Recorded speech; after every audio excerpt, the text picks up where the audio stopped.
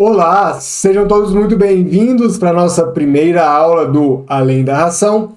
Muito bom dia, boa tarde ou boa noite para você que está vendo essa aula agora.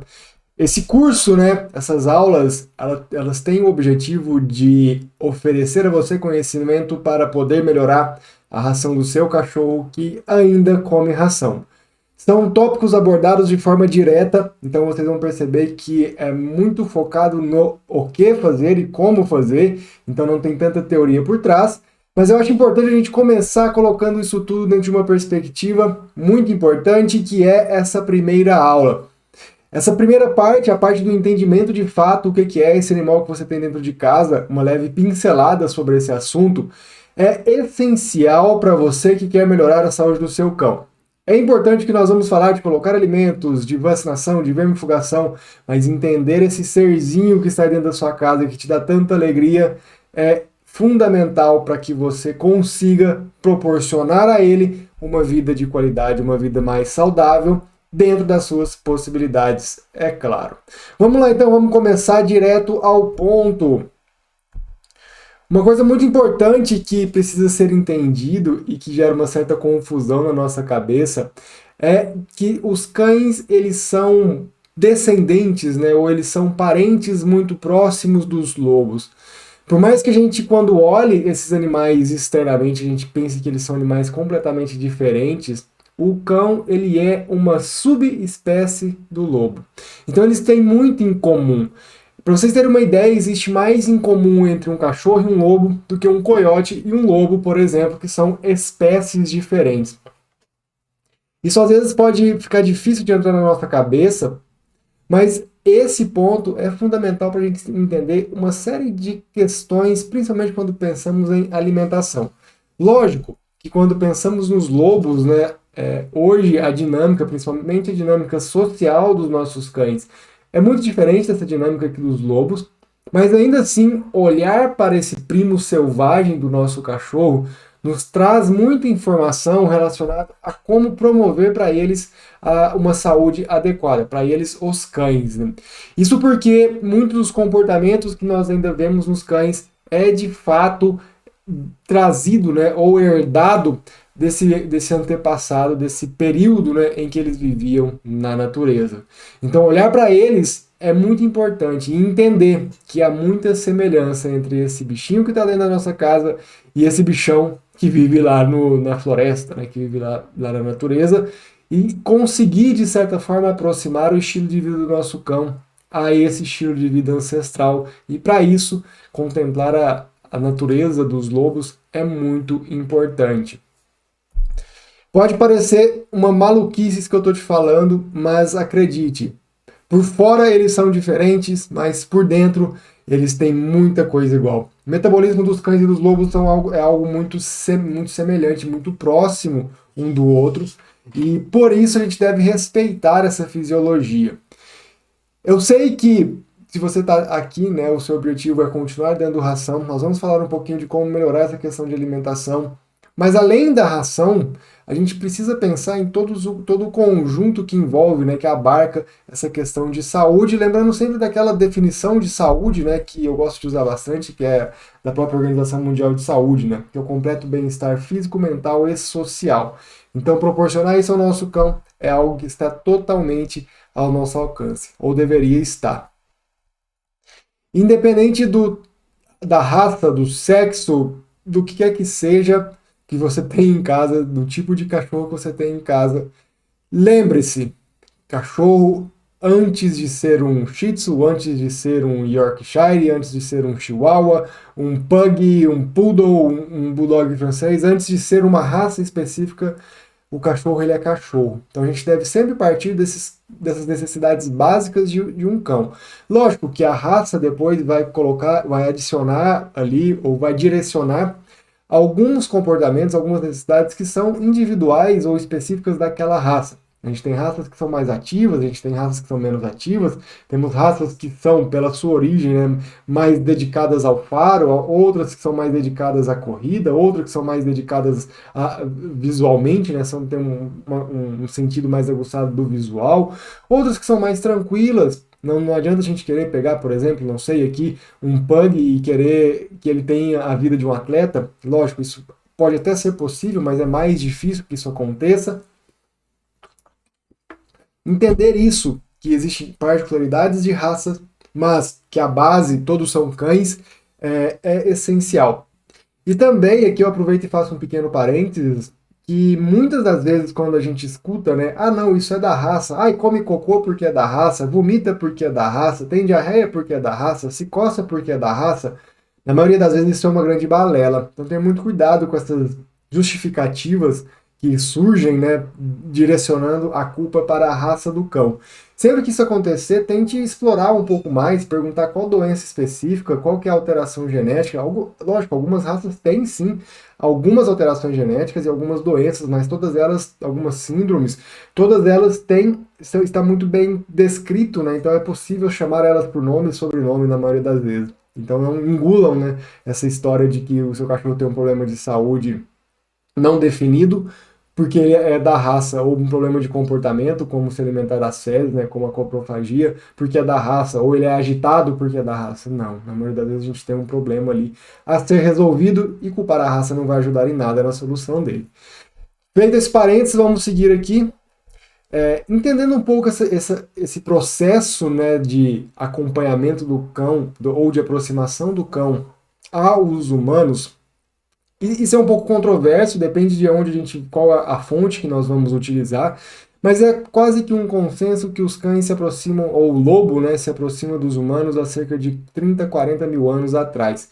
Isso, quando pensamos em evolução, é um período muito curto, curtíssimo, assim, uma gota de água no oceano. Mas foi tempo suficiente para a gente promover algumas mudanças fenotípicas, né, das características morfológicas dos cães, como também mudanças de comportamento. Os cães eles foram ficando mais próximos, né, dos humanos. Tem até alguns trabalhos que mostram que os cães eles sempre vão preferir a companhia de um humano a preferir a companhia de outro cão. A gente vai falar disso um pouquinho mais na frente, mas é para vocês verem como a gente moldou esse comportamento e escolheu, né, os cães que eram de fato mais próximos ou que se davam melhor com os humanos. Ao longo desse processo evolutivo, uma coisa que é mais recente ainda é essa modernização da criação de cães, né? Modernização no sentido de que até muito pouco tempo atrás os cães eles exerciam uma função dentro da sociedade que ele vivia, vamos dizer assim. Os cães eles tinham o papel de proteção, o papel de caça, o papel de pastoreio, o papel de companhia, no sentido de ficar em casa ali para pegar um rato ou para pegar afugentar alguns animais, não na companhia no sentido que a gente vê hoje, né, que os cães eles não têm função nenhuma a não ser ficar em casa esperando o tutor chegar. Então isso para os cães é algo muito recente e algo muito ruim. Porque a partir do momento que a gente não dá uma função para ele, eles se tornam quase que um objeto da casa e isso traz, né, consequências muito ruins para a saúde deles.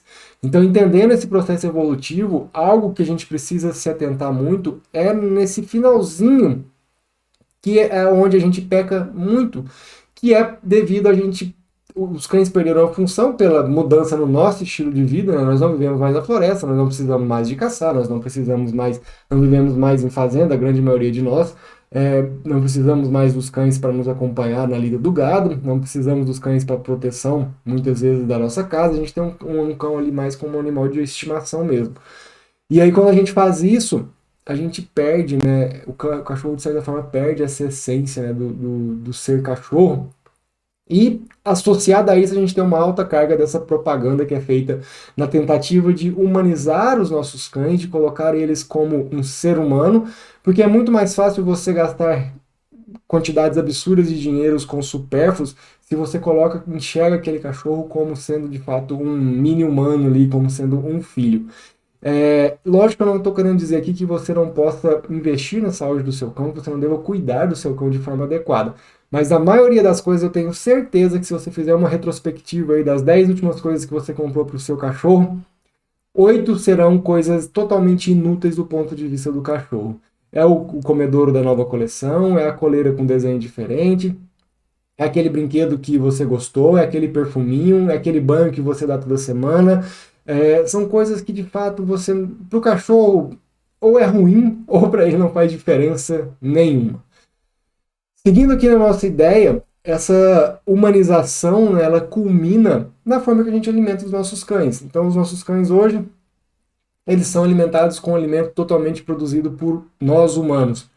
Isso traz consequências, lógicos. Eu sei que você não está aqui para ouvir as consequências negativas da ração, mas vai ser importante a gente falar alguns pontos dela para você entender como melhorar isso. Não agora, mas já já a gente fala sobre isso. Mas a ração, ela é quase que o cume, né, dessa humanização. A gente chega ao ponto de acreditar que a melhor forma de alimentar um cachorro é alimentá-lo com alimento totalmente produzido por nós humanos. Então é algo muito absurdo e que não condiz com a realidade, né? Os cães acompanham nós aí há 30 mil anos, há milhares de anos antes, como eles já existiam como lobos, né? Ou já existiam na natureza. E aí, de repente, há cerca de 200 anos, a gente tem a brilhante ideia de produzir uma ração e condicionar isso e colocar isso como sendo a melhor forma de alimentar os nossos cães. Eu sei que você está aqui, você não tem a possibilidade de mudar a ração agora, mas tem muito que você pode fazer pelo seu cachorro, né? Muito que você pode ir além da ração. A primeira coisa é olhar e fazer uma análise, e aí é você com você mesmo, né? Uma análise muito sincera de como você está respeitando esse animal que você tem em casa. A gente vê alguns absurdos, no meu ponto de vista, isso são alguns absurdos, né? As pessoas fantasiando os cães. A maioria dos cães não gostam de roupinha. Lógico que roupinha ela pode ter um papel bom no cão, na rotina dos cães, né? Alguns cães gostam, alguns cães sentem muito frio, então a roupinha entra com um papel legal ali, né? Com uma utilidade. Porém, existe uma tendência muito forte das pessoas que colocam roupas nos seus cães de os humanizarem. E aqui é um exemplo quase que extremo, né? Mas é para você mesmo fazer essa análise, tentar olhar do ponto de vista do cachorro, entender esses comportamentos naturais de um cachorro. O cachorro ele precisa caminhar, ele precisa se sujar, ele precisa cavar, ele precisa farejar, ele precisa caminhar longas distâncias, ele precisa sair de casa, ele precisa explorar. Então, tudo isso são comportamentos naturais de um cão. A maioria das pessoas acha que ter um cachorro é pegar um filhote, uma caminha, um pote de água, um pote de ração e trazer aquilo para dentro de casa, organizar aquilo num cantinho, colocar o filhote ali e vai dar tudo certo, né? Isso é algo muito bizarro, né? Porque os cães eles têm toda essa gama de necessidades próprias do animal que ele é. E entendê-las é fundamental para você melhorar a saúde do seu cão, principalmente melhorar a saúde mental. E não existe saúdes diferentes, né? Saúde física e saúde mental elas estão ligadas. A gente que divide de certa forma para poder ficar mais claro. E aí a gente chega às vezes em alguns absurdos, pessoas comemorando aniversário para os cães, né? Isso é algo totalmente desnecessário. Eu aposto com vocês que esse cachorro estaria muito mais feliz se não houvesse nada dessa folia toda e ele estivesse rolando numa poça de lama. Inclusive, ele demonstra alguns sinais de desconforto, né, que as pessoas às vezes confundem com sinais de alegria. Observe como ele está com a orelhinha baixa para trás, lábio repuxado. Não dá para a gente avaliar aqui em uma única foto, né? Eu não sei qual é o contexto dessa imagem, mas são alguns sinais que mostram que ele está extremamente desconfortável. São sinais que as pessoas às vezes acham que confundem, né, com sinais de satisfação, de alegria. Então é importante que você aprenda isso também. Não é o objetivo desse curso, mas eu estou colocando aqui alguns pontos para que você possa depois aprofundar, né, caminhar nesses caminhos, né, entender qual que é o comportamentos naturais dos cães. Alguns eu já citei. Entender um pouco de linguagem canina. Eu estou longe de ser expert nisso, né? Mas alguns detalhes dá para a gente perceber. Então, e avaliar. Acho que o principal aqui, a principal mensagem é você avaliar como ou o que você tem feito pelo seu cachorro, mas por ele de fato. E não para atender necessidades suas que você transfere para ele, né? Isso acontece demais.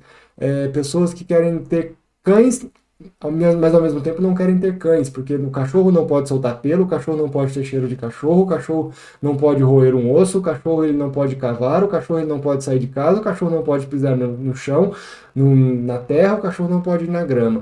O cachorro não pode isso, não pode aquilo outro. Ele tem que fazer cocô a hora que a pessoa quer, tem que fazer xixi a hora que a pessoa quer, tem que comer a hora que a pessoa quer, nunca sai de casa. Observem só como é uma situação muito triste, né, para o cão. Então entendam, avaliem o que vocês têm feito de fato para os cães de vocês. Entender essa frase, ela deve pautar, né, toda a nossa conduta em relação aos nossos cães. Cães são animais em cativeiro. Quando a gente fala isso, é algo que às vezes assusta, mas é algo muito real. Eles são animais domésticos, claro, mas eles são animais. E eles estão dentro do cativeiro. A nossa casa é um cativeiro para um cão. Não existe nenhum cão que esteja adaptado a viver dentro de um apartamento, não existe nenhum cão que esteja adaptado a viver dentro de uma casa, por maior que essa casa seja. Aquele ambiente é um ambiente não natural para um cachorro. Com isso, nós precisamos trazer, né, para esse ambiente e proporcionar a rotina dos nossos cães algo que se aproxime dos comportamentos que ele teria se ele pudesse escolher, né? E aqui a gente entra muito, vamos tocar já no passeio e vitamina S, mas entender que eles são animais em cativeiro é algo fundamental. E aí você pensa, né? Nossa, mas que absurdo, ninguém trancaria um cachorro dentro de uma gaiola assim. Só muda a gaiola. A sua casa se torna gaiola para a maioria dos cães, né? Existe um dado que ele é muito triste, que menos de 20% dos tutores proporcionam aos cães mais de 3 horas de atividade por semana. 3 horas dividido aí por 7 vai dar o quê, né? Vai dar nem 20 minutos por dia.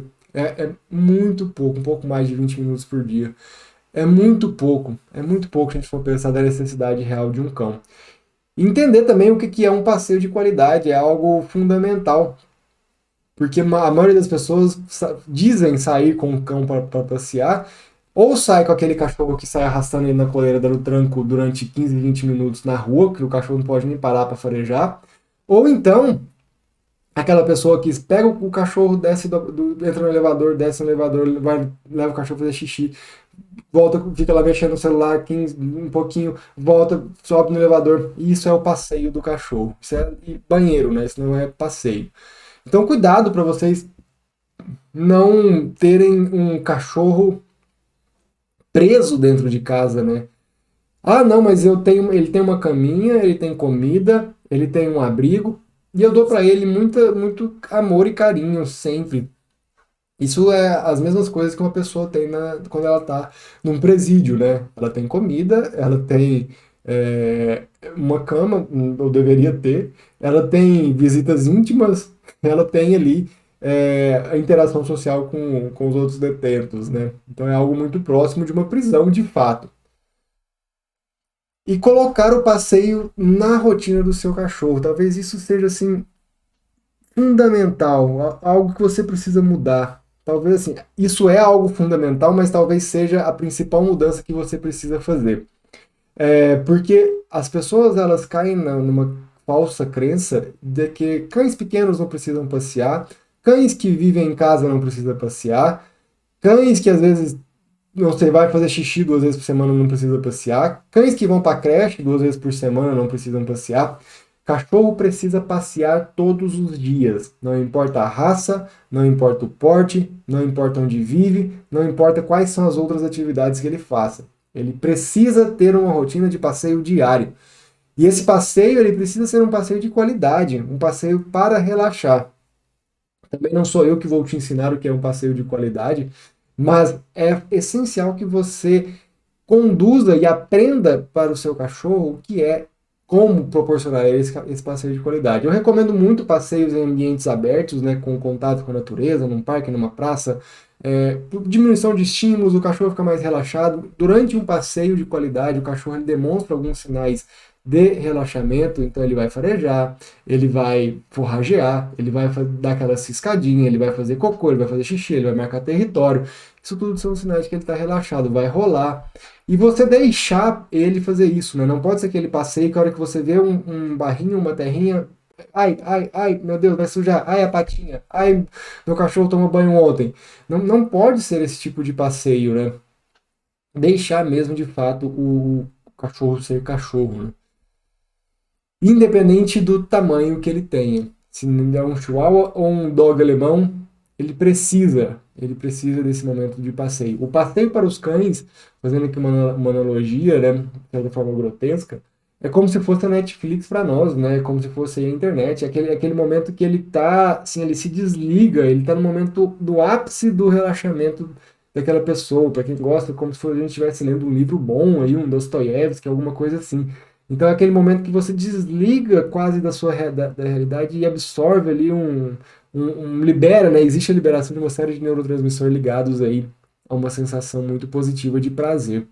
Então, comece, se você não faz, né, não tem uma rotina de passeio com o seu cachorro, melhore se você já tem uma rotina de passeio com o seu cachorro. E se você tem um problema com o seu cão, meu cachorro ele não gosta de passear, meu cachorro ele late muito para os outros cães na rua, late para o carro, late para as pessoas, late para criança, late para idoso, é, ele não relaxa. Isso é um problema que você precisa lidar. Em algum momento você fez alguma coisa errada com ele, que ele criou esse problema de comportamento e cabe somente a você resolver isso. Ele não sai de casa. Quando ele sai, ele anda um pouquinho e cansa. Quando ele sai, ele já quer voltar. Investiga. Às vezes ele está sentindo dor, você não sabe. Às vezes ele tem um problema articular, às vezes ele tem um problema de coluna. Às vezes ele tem algum problema comportamental, às vezes ele tem insegurança. Às vezes ele não está habituado, porque ele nunca saiu. Ele não sabe como que é o mundo lá fora. Ao primeiro sinal de estresse, a primeira moto que passa, a primeira pessoa desconhecida, aquilo é uma ameaça para ele. Então ele quer voltar para onde ele ficou ali, né? Então conduzir esse processo de ida para o mundo é algo muito importante. E aqui, abrindo um pequeno parênteses, mas essencial, filhotes também devem passear.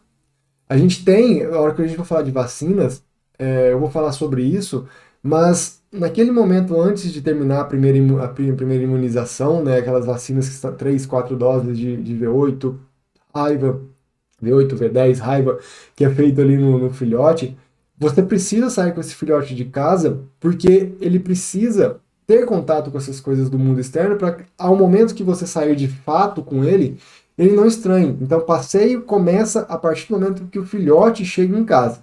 Nos primeiros momentos, onde ele ainda não está imunizado, você deve passear com ele no colo, se você for em algum local que tem um fluxo de cão, muito fluxo de cães, ou então um local desconhecido.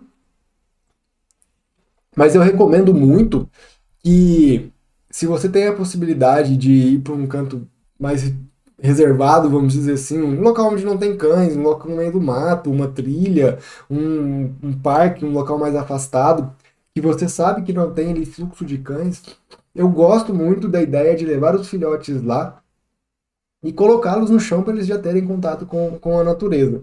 Então é algo que eu acho muito válido fazer. Se você tem medo, se você tem receio, lógico, quando você faz isso, você coloca o filhote no chão, você aumenta o risco dele contrair doenças.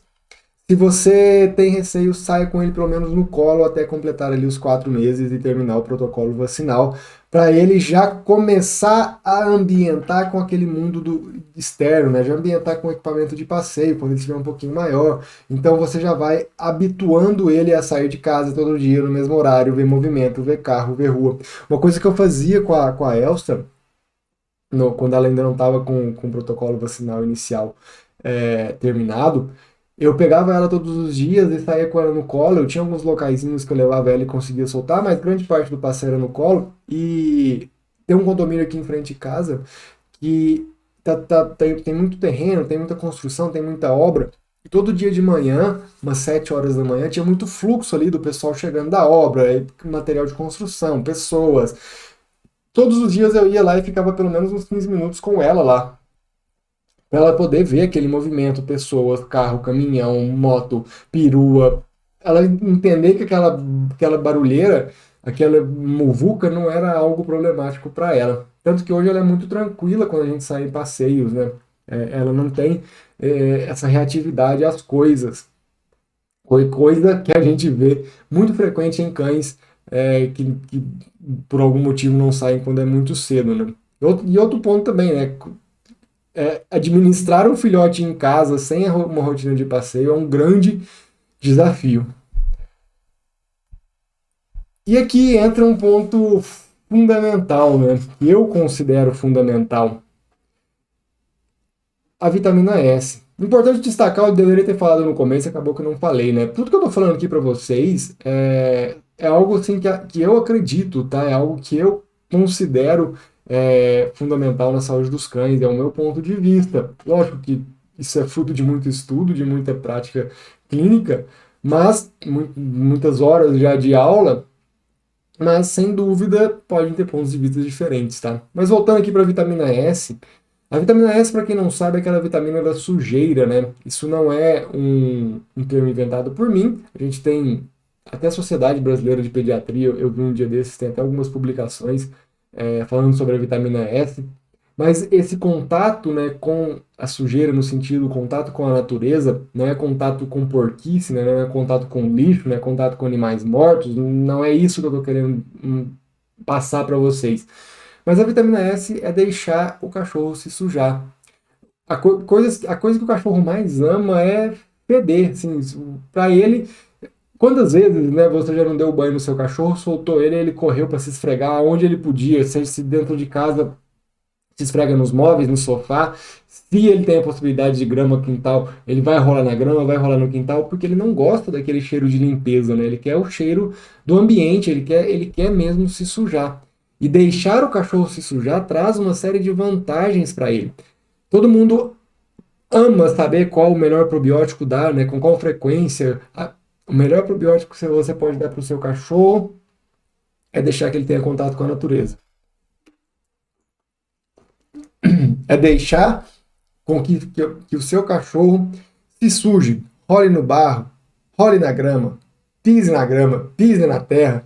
Por isso que que eu digo, né, que o melhor passeio é aquele que é feito ao ar livre, em contato com a natureza, porque ele vai ter a possibilidade de fazer isso.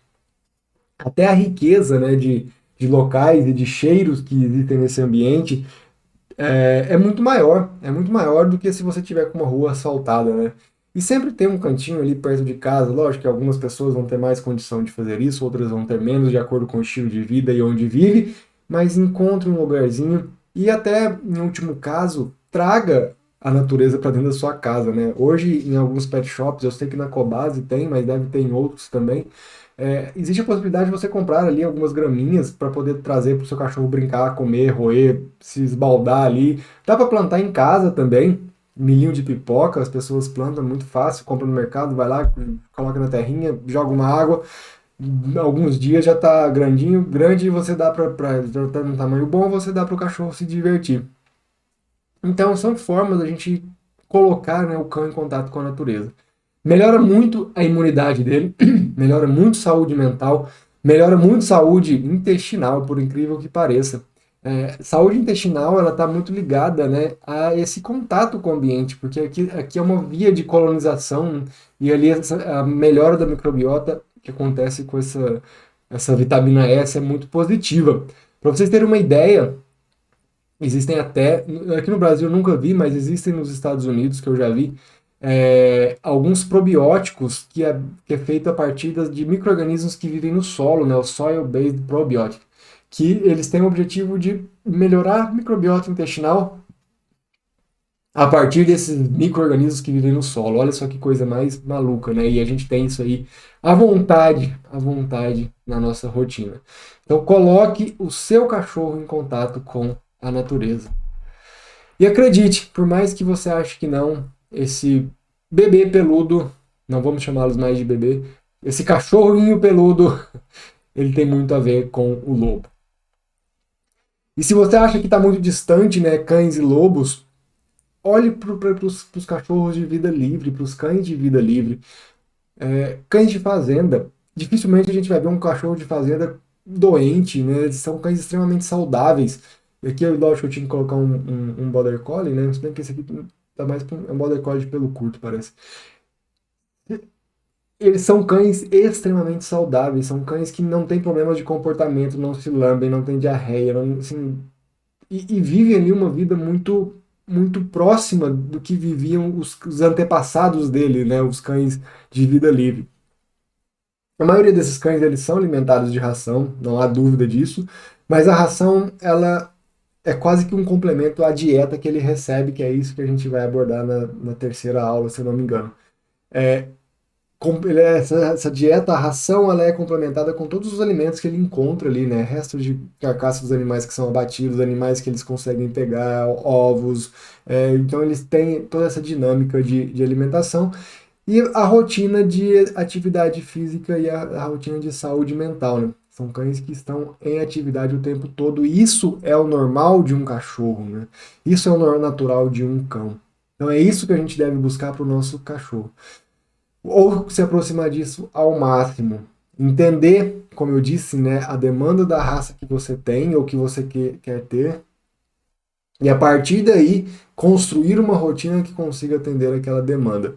Tem algumas raças que demandam mais, né? Um Border Collie, que é o caso da minha, a Elsa, são cães que têm uma energia muito grande.